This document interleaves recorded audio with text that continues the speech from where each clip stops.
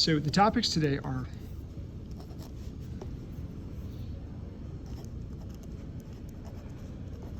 scalars and vectors. Okay? And the simplest way to understand scalars and vectors is that, think about what we used to talk about in terms of speed and velocity. And of course, all of you have already instinctively said to yourselves, velocity is speed with direction, right? A number with an arrow. Well, that's exactly what scalars and vectors are. Scalars are just numbers, like let's say 10 meters per second, okay? That's a scalar, it's a number. It could be anything, it could be 10 meters per second, up, down, sideways, whatever. But a vector is when we take that and we put an arrow with it, okay? So 10 meters per second to the right, for example. All right, so just a blank number is a scalar.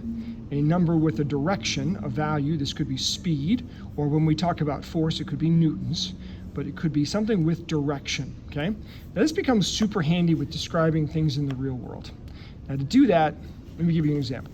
So I want you to imagine an airplane, okay, and again, Mr. Fedorov's art skills always being somewhat challenged, okay? Okay, here's an airplane, all right, cool. And the airplane is going one direction, at let's say 400 meters per second. All right, which actually for a commercial airliner, I don't know, could be right. Like, not sure, I'd have to do the math on that one. And while this is going on, there's a tailwind that is blowing at, let's say, 50 meters per second. Well, the combined velocity, the combination of these two vectors is a pretty straightforward 450 meters per second. Okay, that makes sense, right? That works. All right, now let's consider another scenario. Okay, so here's our airplane again.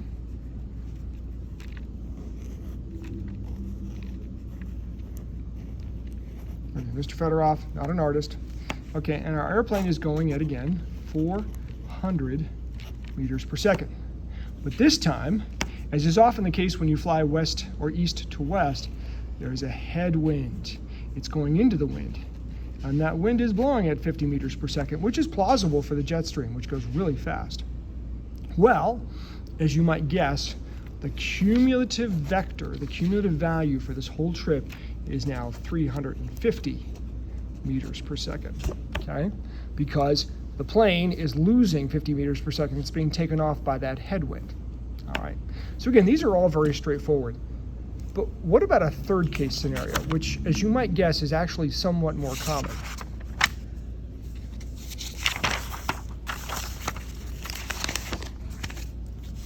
Okay, what if you've got the plane,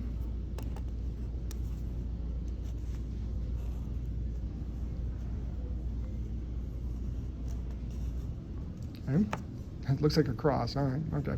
And the plane is again going 400 meters per second, but the wind is coming from the side.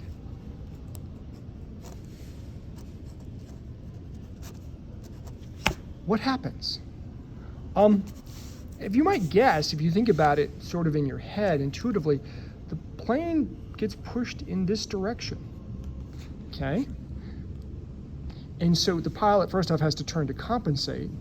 So he does have to, in a sense, he'll lose speed, but at the same point, there is some level of boost that comes from getting some push, right? Anybody who's been on a sailboat knows that you can take a sideways wind and move forward. And to understand what's going on here, if you take this line and just redraw it over here, you've all had geometry. This is a triangle, right? And in the simplest case scenario, where this is a 90-degree angle, you know this value and this value, you can calculate that value, okay?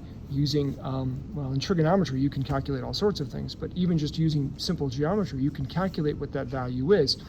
And to make it simple, in the simplest scenario, we have a 90-degree angle and everything's the same.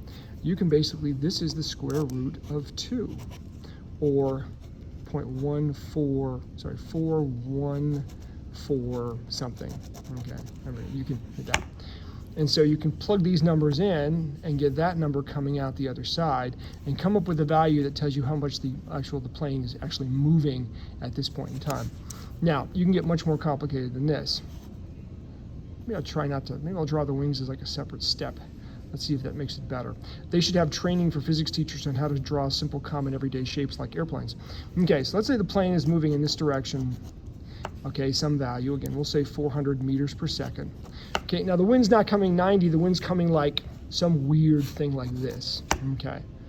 Or, let's say maybe like this, all right? Maybe even a couple different winds. Now, to get too far in this, you have to use calculus because there's multiple angles going on in here and multiple things happening, and we won't go there because it's not necessary for what you need to know for this class, and the calculus skills are beyond where a lot of you guys are. But it is possible to calculate the angles of all these vectors and come up with a final resultant vector, and tells you how fast the plane is going, okay? So, to summarize,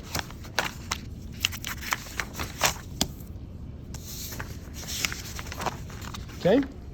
Scalars and vectors. Scalars are numbers. Vectors are numbers with directions. You can add vectors together.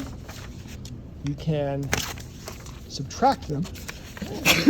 Excuse me. Of course, I would sneeze right there. Okay. You can subtract vectors, or conversely, you can get much more complicated with vectors and use them to calculate what's actually happening in a system. All right. Thanks, guys.